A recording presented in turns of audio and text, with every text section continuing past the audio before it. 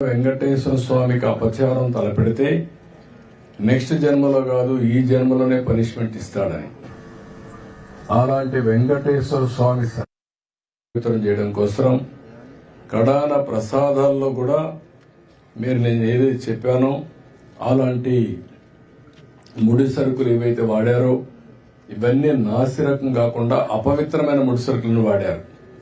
ఆ విషయమే ఈరోజు టీటీడీ కూడా ఎంక్వైరీ చేసినప్పుడు, టెస్టులు చేసినప్పుడు బయటపడిన వాస్తవాలివి. ఇలాంటి దుర్మార్గుల్ని ఏం చేయాలో నాకైతే అర్థం కావడం లేదు. ఓసారి బాధ, ఆవేదన ఉంటుంది. కక్కుర్తికి కూడా హద్దులుంటాయి. కక్కుర్తి కూడా హద్దులు లేకుండా ప్రవర్తించి అంటే మేము ఏమైనా చేస్తాం అనే అహంభావంతో ముందుకు పోయారు. అందువల్లనే ఇలాంటి సమస్యలన్నీ వచ్చాయి. ఇక్కడే కాకుండా మీరు చూశారు, తిరుమల పైన ఎంత మొత్తం శానిటేషన్ దెబ్బతీశారు, ప్రసాదాలు దెబ్బతీశారు, చాలా విన్యాసాలు చేశారు. విన్యాసాలు చేసి పైశాచిక ఆనందాలు పొందారు.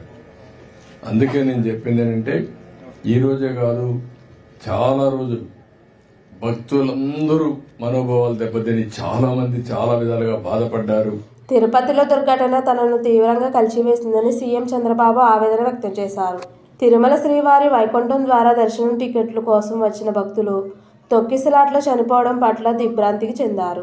ఈ ఘటన తనకు తీవ్ర బాధ కలిగించిందని అన్నారు.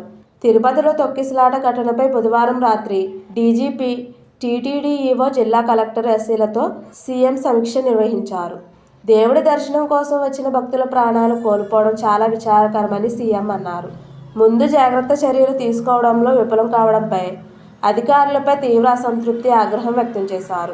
భక్తులు అధికంగా వస్తున్నారని తెలిసినప్పుడు అందుకు అనుగుణంగా ఏర్పాట్లు ఎందుకు చేయలేకపోయారని నిలదీశారు. ఇలాంటి చోట్ల విధుల్లో అత్యంత అప్రమత్తంగా బాధితులు ఉండాల్సిన అవసరం లేదా అని అధికారులపై ఆగ్రహం వ్యక్తం చేశారు. శాఖల మధ్య సమన్వయ లోపాలపై మండిపడ్డారు.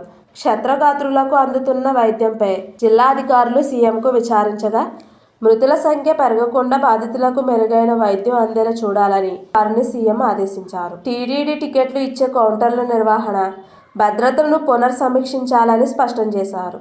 ఘటన విషయం తెలిసిన వెంటనే అధికారులతో సీఎం ఫోన్లో మాట్లాడారు. జిల్లా టీటీడీ అధికారులతో ఎప్పటికప్పుడు మాట్లాడుతూ పరిస్థితిని సీఎం తెలుసుకున్నారు.